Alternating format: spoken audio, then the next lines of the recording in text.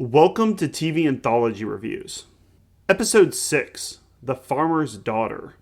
Howard Philby is a traveling Bible salesman for Peabody and Snodgrass. His car was crashed and totaled due to a convenient hairpin turn, his visibility choked by the rainfall. He arrives at a house that is living in the 1800s. They have no phone or car, and are living in a redone barn. Again, very convenient. But they seem friendly enough and let him spend the night. With the thunder crashing and rain pouring, Howard doesn't have much of a choice. The couple at the house just identify themselves as Ma and Pa. Seems he chose the wrong profession. They don't much like salesmen.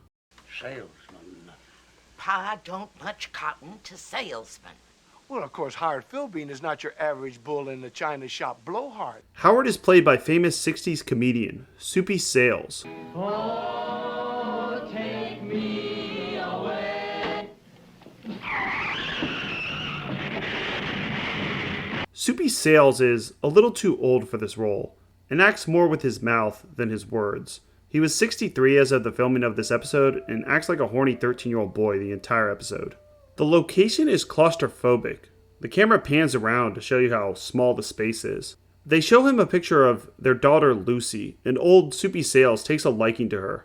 Again, this role was definitely supposed to go to a man in his late 20s or early 30s. Soupy Sales spends half the episode with his mouth open in a creepy smile. Originally, I thought this constant overacting was an outdated stage performance that he used for his comedy, but looking at his old shows, it seems to be something he developed later on. His older stuff being deadpan and then energetic, but not using his ridiculous gape mouth every second. He is definitely talented, but not the right fit for this horror show. Ma and Pa put up a privacy sheet in between Howard and Lucy, since they are sleeping in the same bed.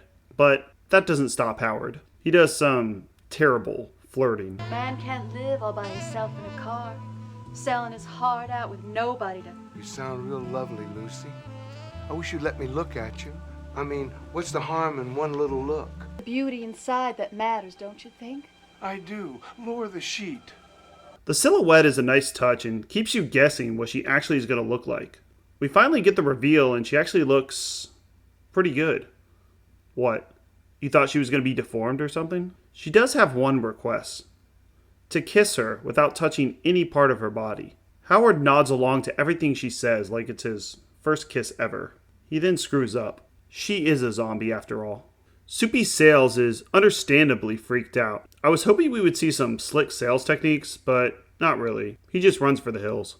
Lucy follows him, talking about her long-lost love Charlie, who was also a salesman that came to visit her. She tells him he is acting just like Charlie, trying to escape. She just wants to get married, since that's what Howard promised. She begins rotting more and more in her wedding dress. You're just running out on me. As soon as you find out I'm not as girlish as you thought I was. They do some clever shots of Lucy's parents as they taunt him from below, asking if there's going to be a wedding. We get the second location of the attic, this one looking more like a torture chamber, where we find remnants of past salesmen's items. Finally, he turns on some salesmanship, but it's too little too late. I love the atmosphere of this part of the attic. They got the A production team this time. We get a visual of Lucy in her true form. She gives him one last chance to save himself by giving her one more kiss. He instead runs away and falls down an opening that leads into some type of a meat grinder, though they don't show it. It's a great episode, 8 out of 10.